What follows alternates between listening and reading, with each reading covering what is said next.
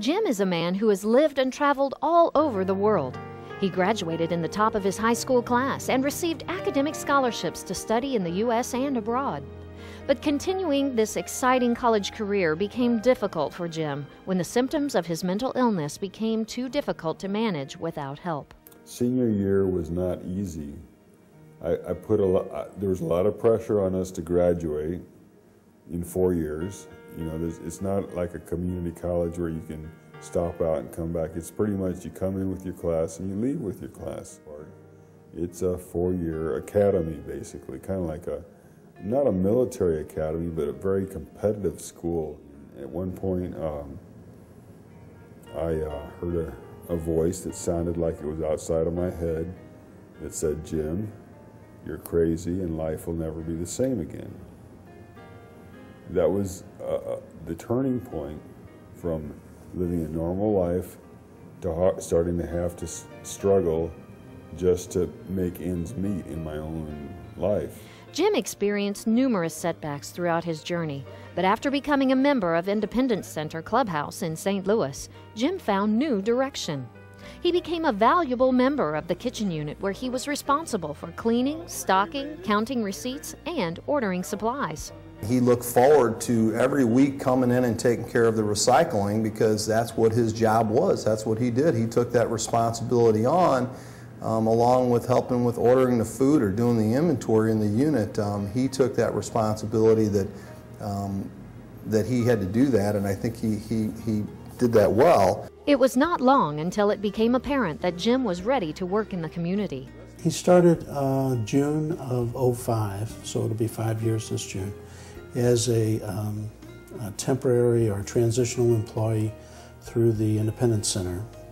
And he was one of the first people that we hired. He did excellent in the training, and you know, he's a smart guy. He picked this stuff up pretty quick and did quite well. So after the 6-month period, he became an independent employee and did a good job. We asked him to stay on permanent if that's what he wanted to do, and he was kind of excited about that. So he's been good for us, and we think we've been good for him. He's an excellent worker. Success at Zip Mail has allowed Jim to stop living on disability payments. He now has his own apartment, a computer, and bought a new car. He continues, however, to be a faithful member of the Independence Center Clubhouse, where he's constantly providing a smile and encouragement to other members. Jim is a member leader, and he really can help a lot of other people, and he continues to do that. Even though he's working independently at a job, he still finds time to come in here and have lunch, you know, 1 or 2 days a week and talk to people and keep kind of up on what's going on at the Independence Center. Jim also serves the community by being a panelist for the Crisis Intervention Training course for local law enforcement, which provides valuable insight into mental illness for more than 1,000 police officers. Physically, I'm doing very well, and now we got to do the mental work, you know, to get me back to the point where I can have peace of mind again, and that's why I take the medication. That's why I attend church. That's why I see my psychiatrist. That's why I see a psychotherapist. That's why I'm willing to talk to the police officers in crisis intervention training, because it's therapeutic to talk about yourself. You know, I think that Jim has taught me a lot too. He's been very good, and he's been very honest about things. And I think that's a good thing about him. When something that I'm not doing right, you know, Jim can definitely, you know, be helpful in telling me that. He's taught me a lot about mental illness, and I appreciate that. Get to know, you know, it's not something people normally talk about, but he's free with it, and so we've had some interesting conversations.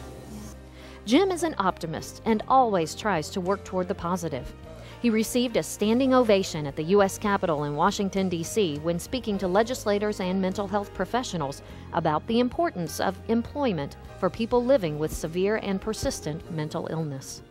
Fight hard and never quit, you know.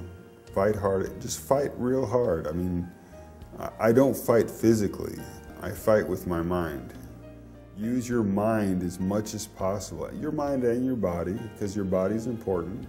You know, physical well-being is so important, and self-image is important. I think do the positive, always work towards the positive. Not every day is an easy day for him, but he works through them. And he talks to people when he has some problems, and he's able to talk through things and go back to work the next day. So he's really done well with that, and I think he's been a good example for the Independence Center of how hard work will pay off. He's, like I say, a great employee. We'd like to, find more people like Jim. So. Jim Pace is a true inspiration, and his efforts have improved the lives of others in his community and across the state of Missouri. That's why he's a 2010 Mental Health Champion.